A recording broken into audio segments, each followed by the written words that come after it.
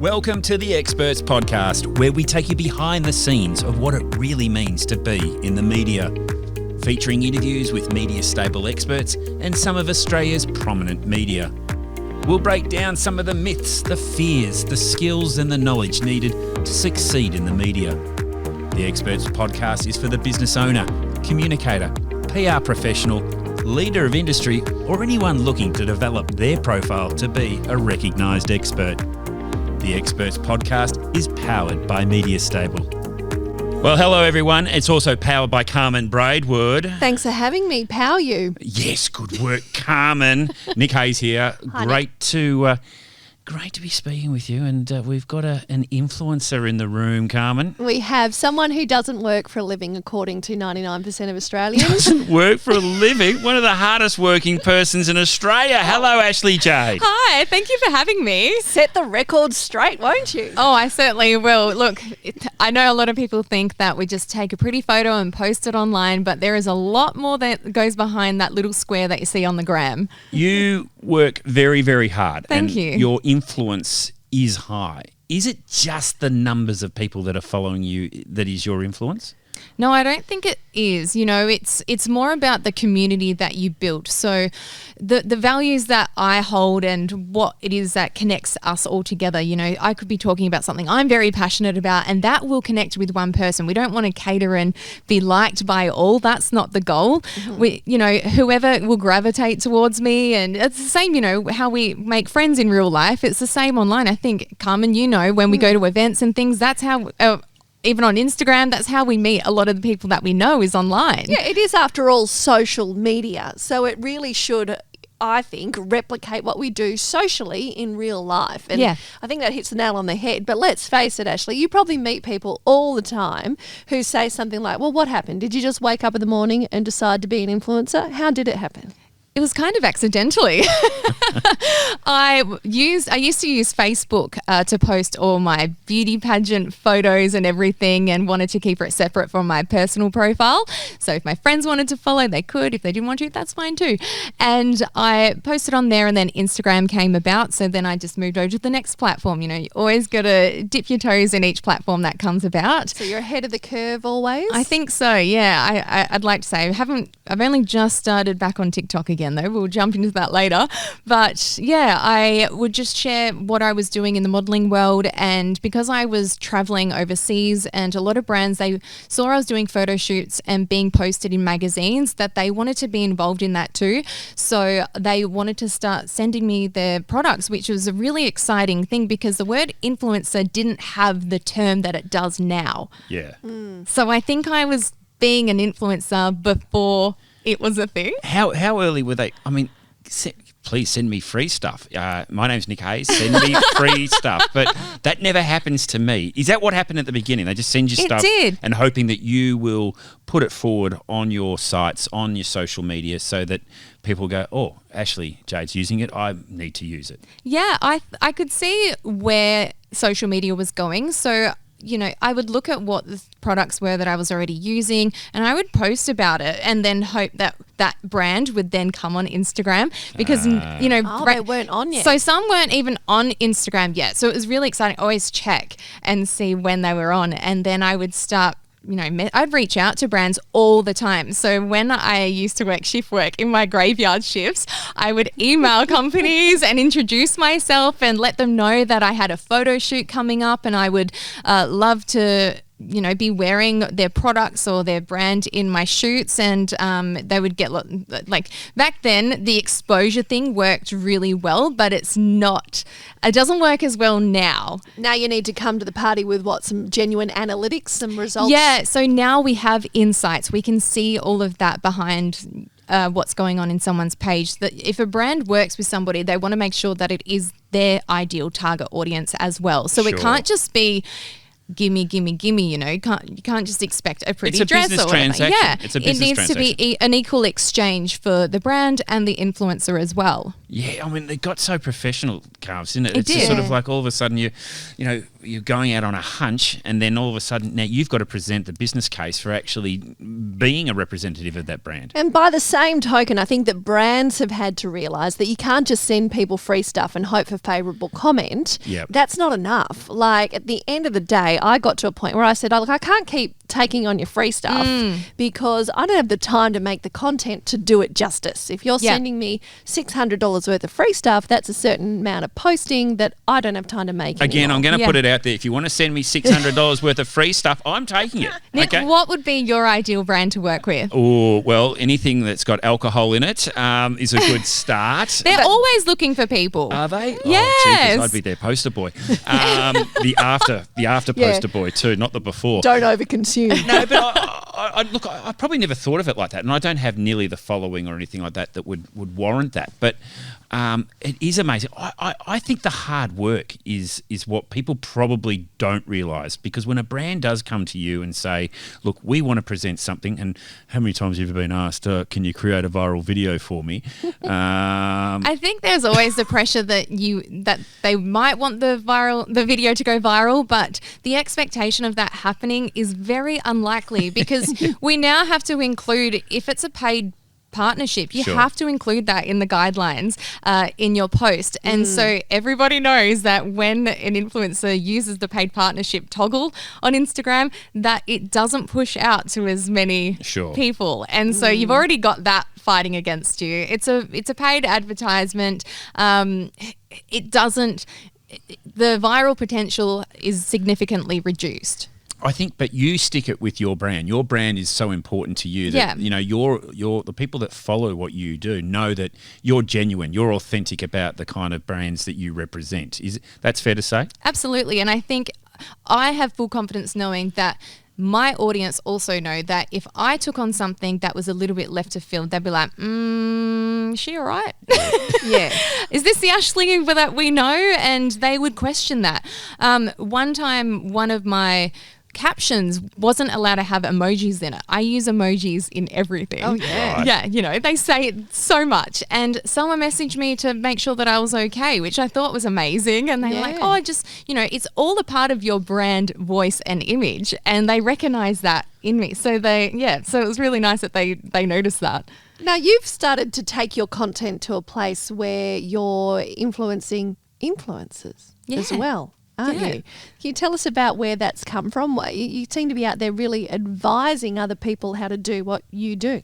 Well, I've realised that I won't be doing this forever. I'm going to ride the train for as long as I can. But why gatekeep what I know? Why not share the knowledge that I've learnt along the years and share that with others? I see every day little things that people could do to just improve their content. And I'm not talking about perfectionism. I'm talking about just making it that bit more enjoyable for the viewer, for the audience to connect with you and to make your content stand out more than someone else in your field as well. Are you giving away all the secret sauce though? Is it do you hold on to it? Is it just because it is you and your brand that no one can replicate that really? That's right. But the thing is, you are the secret sauce. You can't teach that. So Carmen, you're your own secret sauce. Exactly. Like, what would you say is yours? Yeah. Oh, look, I've always said that you're your own unique selling proposition. Absolutely. So the you in USP is you physically, Yeah. YOU. And you use that as a way to help yourself with that fear that of competition and comparison, that someone else is going to come along and go, oh, now I'm a confidence on camera coach too, and they're going to steal all your work. Hey, there's enough work for everybody. Yeah. Calm down, girlfriend. Yeah, all right? absolutely. You'll But be also fine. too, if you're the leader, if you're the teacher of that, then you're the authority of that. Yes. So you've actually then putting yourself into another level and another stratosphere of influence, because you're actually teaching the influencers how to influence. Yeah, things that they may not know how to do, how to build those brands relationships. You now can't just reach out to a brand and say, hey, would love to represent your brand, because they're getting slammed with these emails every single day. Their DMs are blowing up every day and they don't know who to trust anymore. What's going to make you stand out is building the relationship first. Yeah. So going through things like that, how to build a media kit, what to include, how to rather than just, posing with a product on Instagram and taking a selfie, what can you do to make that product stand out and tell the emotional side of it? Why is it that someone might need that, and why is it going to make their life better? And, using the emotion to connect. So, Ashleigh, when did the traditional media exposure start to come about for you? When did you switch, if you like, from social media to broadcast media? Ooh, that would have been, I think, like when I was doing TV. Yeah, when you've picked up interviews and appearances on press. Yep. So magazine side of things happened for me in about 2012 and onwards from that. But it's just been in the last couple of years. So I think in 2020 or 2019 is when I first been on Channel 9 and Channel 7 doing interviews and stuff. So that's been really cool. You caught my attention when you appeared on 6PR Steve Mills. And of all the radio shows to be on, Steve Mills, 6PR, probably would have taken about an hour to work out what's influencer marketing, all of that kind of stuff. But you dealt with it beautifully. Thanks. He's like, are you like the Kim Kardashian? I was like, no. Millsy doesn't even have Facebook. I know. I said, what's your Instagram? He said, no, I don't have followers. I don't have an Instagram. So his lovely partner, the Dish, Trish, she does all the socials that keep us friends of Millsy up to date with what they're up to. Oh, beautiful. Right. Thank goodness for Trish. But that's the entirety of his understanding. Yeah. But that's a real new opportunity for someone who's probably not grown up with that. And obviously, myself, almost 50, is that, we didn't have social media. The closest thing to social media we had was Snake on our Nokia phones. Oh, yeah. Good old days, the simple days. That wasn't really social media. Wasn't social either, was it? No, not at all. Not the way I used to play. But, we just did not have that. And, for someone like him and for an audience to hear that, it is opening up such new doors, because the traditional radio, newspaper, television media, where people are being represented as experts, that's to a target market and audience that's very different to your target market and audience. Yeah. And you know what was really interesting? After that interview, I instantly received an influx of followers. Whereas when I've been on the news and have done the pulse and things like that, or have been printed, I don't get any followers. Yeah. Honestly, Ashleigh, the 2 years I spent working every weekend at 6PR was the most recall I've ever had on my radio career. Yeah, I did 7 years doing breakfast, prime time on 96 FM. Yeah. And hardly anyone ever knew that I was there. But the amount of people like, oh, heard you on 6PR, heard you doing the weekday show. Yeah, it was amazing. It's huge recall. Yeah. You cannot, and people will say, oh, radio's dead. Pull dust, radio's dead. It is not dead. And definitely podcasts. Podcasts aren't dead, and Experts podcast is doing extremely well. Hey, tell me about, because it's not one thing just to pitch to a brand your influence and how you do it. How many of them are incoming, and how many pitches do you get thrown at each day or each week from brands and from businesses looking for you to influence and change the way they do business? It really depends on the time of year and what is going on.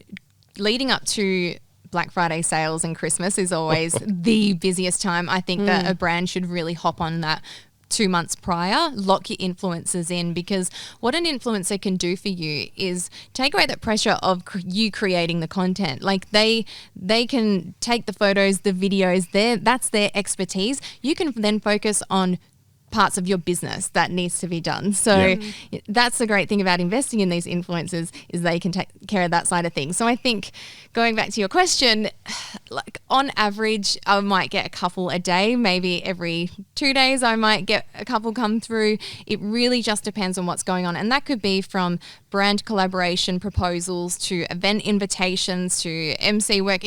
Every email that comes through is very unique, and every proposal is different.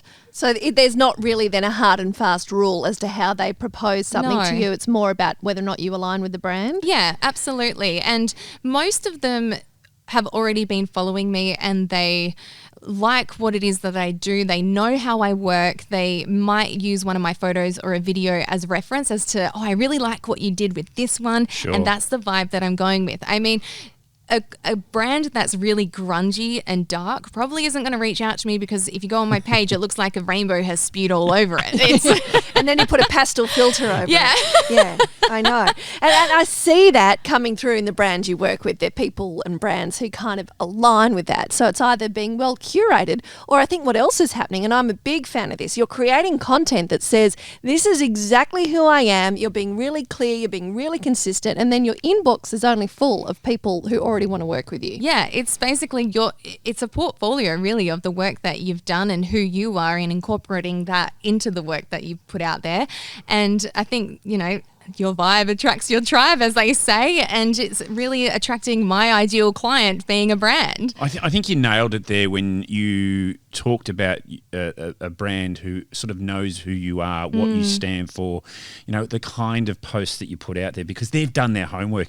And Carmen, it's no different for any of the experts or commentators that are out there today, is to know your media, do your research, understand who you're going to be working with, because you want to be successful, not just because of the amount of money you might spend with Ashleigh Jade, but also if you want to get breakthrough with that radio or print piece, because if you don't understand the audience, or at least know what they're actually talking about or printing or going to air with, then it makes it really difficult. Yeah, and audience is key, isn't it, Ashleigh? At the end of the day, you're making this content not for you, but for your audience. So how do you think about your audience? Who are they? So my audience, I think that I see them as my best friends. Majority of them I haven't met. So I feel like we're all connected in a way, Hello to the 110,000 best friends of Ashleigh Jade. Hey, besties. Wow. But I think they're really, really nice people. We engage in our DMs, and they talk to me like I'm a real person. You might get the odd one or two come through where you're like, oh, I feel like you're a little bit stabby there. Yeah. But I think that's given with anyone that has an online profile, You can't please everyone either. You literally can't. But just like you would have an ideal client, so you would create your avatar, I have my ideal avatar of someone who I would want to work with as a brand, or also as someone that I would be friends with, or like have in my community as well. Yeah, and you hit on something there, the stabby comments. My clients, I work with them to help them make content that says who they are, and I just can't put myself out there like that. What if I get a troll? What if one of my ex-colleagues has a crack at me? What do you say to help people deal with that kind of feeling? And that is such a common thing that can happen, and it is really scary when you put yourself out there. When my Facebook page reached 1.3 million followers, I shied away from it, and I was no longer consistent on it. So I understand how putting yourself out there, because my page kind of went viral, and then I just went into my shell a bit. Whereas sometimes I even get viral fatigue when one of my Reels on Instagram goes viral, and it can attract comments that are not welcomed. But I think at the end of the day, I look at that and I just block it straight away. And I'm like, I just, not my monkeys, not my circus. Say that again. Not my monkeys. Not my circus. I love it. Not my monkeys, not my circus. You're not my people. You're not my tribe. Yeah. Get the hell out. And also, you don't need to worry about what other people think of you, do you? No, because it's on them. I don't think, if I was walking in the street, I don't think they would stop me and say that. So I just think it's quite amusing that people do. It sounds so lame saying hide behind the keyboard and, but I'm so intrigued what actually goes behind these people's heads. Yep. And not much. Not much. Or through their heads, really, yeah. Not much at all. No. And what brings someone to project that much anger? Like, what is it about something that someone does that triggers you so badly that you need to get that out and comment negatively on their post? But you know what? It just speaks loudly that they're not the kind of people that you want to attract to your page, and just block. I have that many people blocked. It's not even funny. Even on TikTok the other day, someone commented, what an influencer coach, what a joke. And I was like, block. So, okay, I see. Good strategy. So Yeah. You know, it is hard, especially if you are a small business and you do have that imposter syndrome of worrying, or that self-doubt of worrying what other people are going to think of you. When I first started my Facebook page, I did have friends make fun of me and think that it was stupid and that I thought I was a celebrity. But the reason I created it was just to keep it separate from my personal page, so they didn't have to see it. Yeah. But if I then deleted that Facebook page when that one person said something to me and then the next person, I wouldn't be sitting in this interview chair right now. I wouldn't have met Carmen, you know, I wouldn't have met you, Nick. Like, how rich is her life for knowing us? Oh, it's just going. Good vibes. It's now going into the stratosphere. Now, I want to talk to you about as a business because Carm started it from the beginning. Oh, you can't be doing much work. You're an influencer. There's nothing much there. But you and your husband are a working team together, and you're able to create the content that brands are looking for. What's that like to work with hubby? He's a real life Instagram husband. And it's great. It can be very tense at times. I'm not going to lie. Like sometimes when there's a deadline due and I'm like, we've left it last minute and we've got to get it done. It can be very tense, and working under pressure can be a lot, but it's amazing having that team. You know, we know how each other works. We know the level of quality content that we want to produce, and we understand the briefs and what's expected of us, and we are like a real great working team. And I know it's a privilege to have Alex helping me with the video and photo content. Not everyone has that luxury, so I'm trying to even get used to doing things on my own and teach myself so that I don't always have to rely on him, because he's working full-time as well. I was about to ask, does he have a, air quotes, real job as well? Yeah, he's a photographer full-time, so then he's a full-time photographer, and then he's the Instagram husband when I need him. And what about yourself? Have you been able to retire from having to have a real job as well? So I used to work full-time as a promotional casino host, and due to the virus that shall not be named, I did lose my job. And at the time, it was one of probably the most difficult things to go through. You know, it really takes a hit on your confidence, and you think, where else from here? And I had wanted to give the full-time content creator thing a go, and and I think Carmen had actually given me a really good pep talk around that time that it was about to even happen, and I didn't know what direction to go into next. I lacked so much confidence and didn't know what my next path would be. And Carmen, I always just remember the conversation you had with me, and you really instilled that, I could do it, and to really believe in myself, and you saw good things for me. So that then always stuck with me.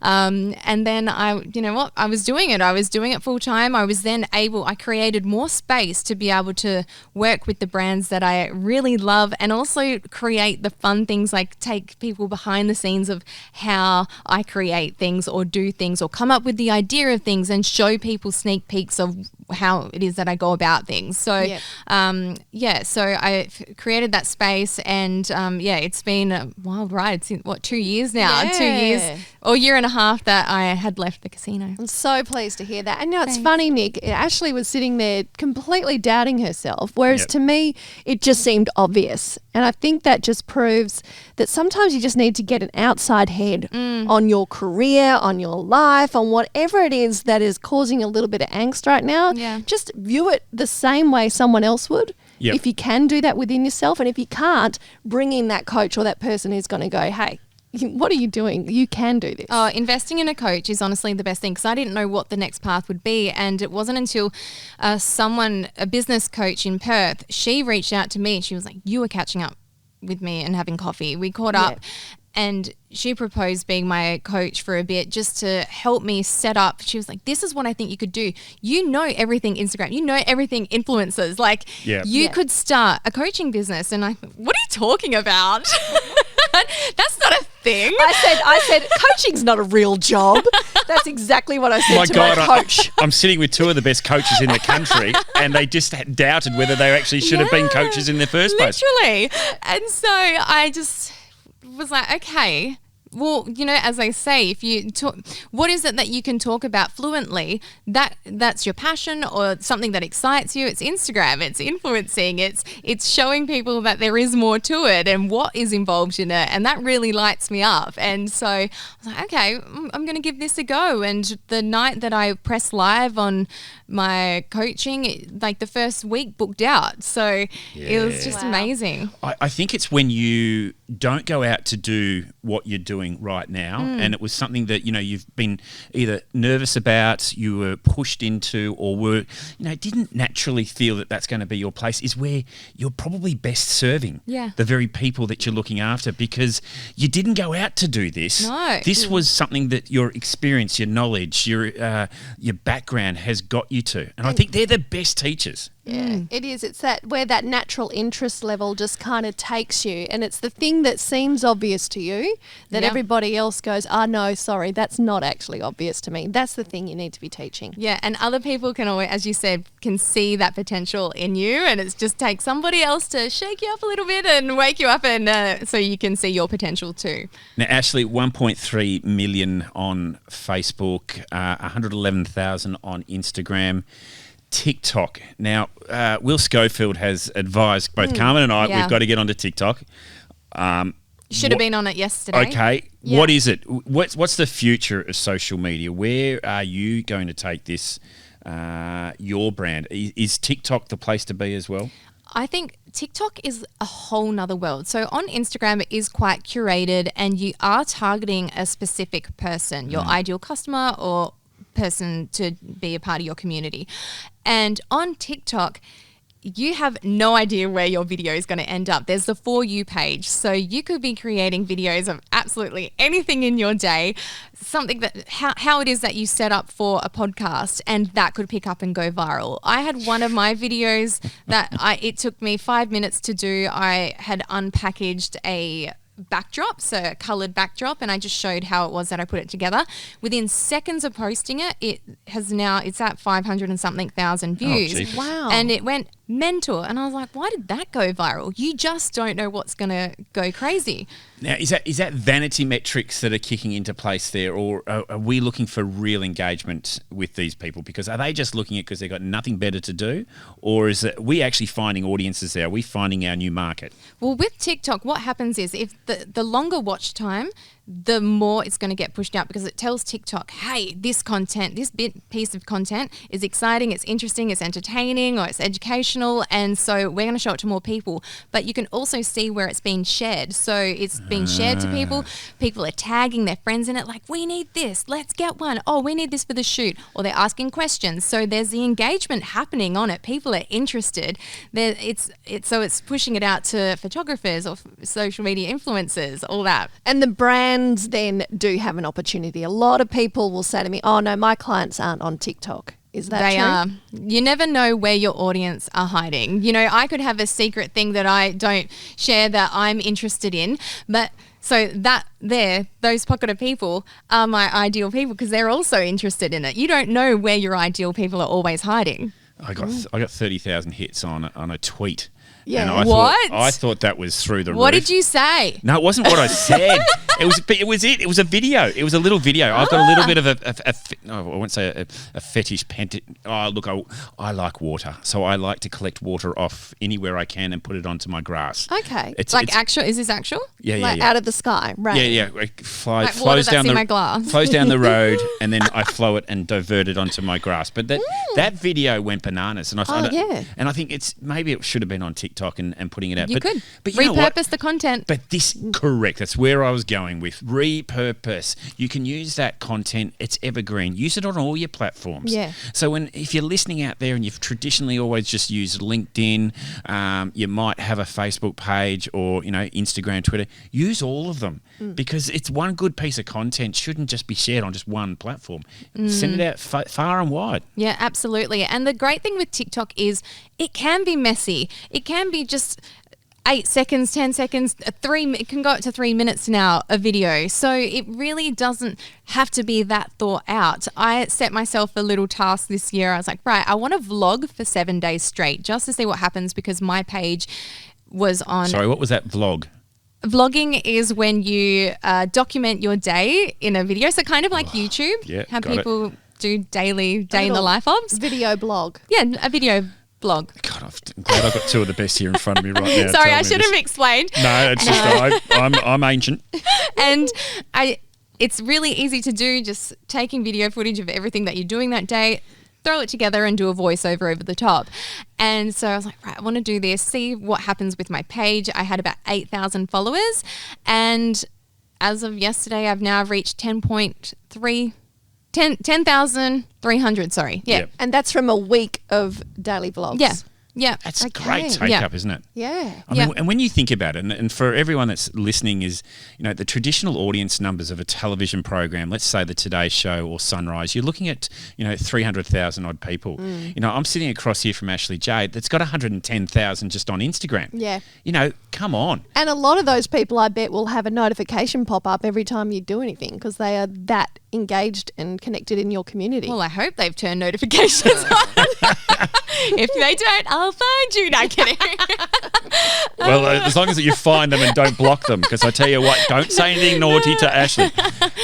We're running out of time. Awesome, great insights, Carmen, isn't it, into influencer marketing, brands using it in a different way. Yeah. And I got to say, it's not new anymore, is it? It's not. And, we've been doing this for a long, long time. And I've been in the game for 10, 12 years now.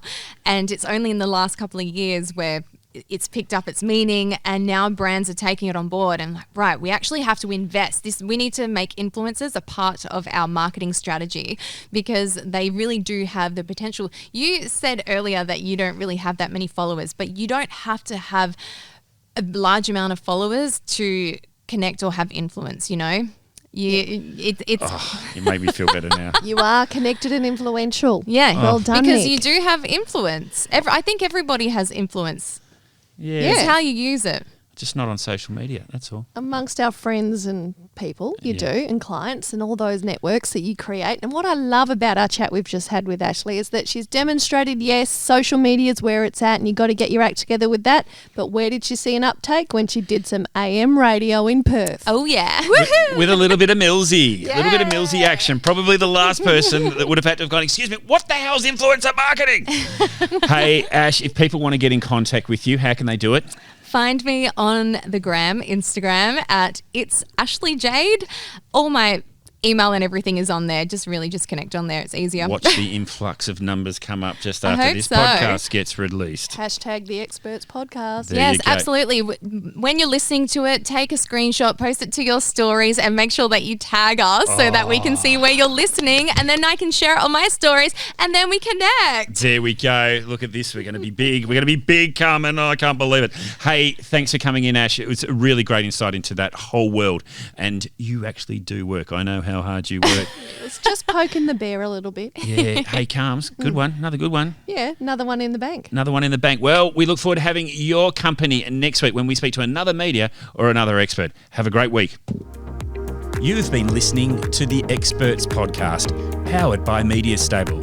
If you'd like to get in contact with the team, head to mediastable.com.au.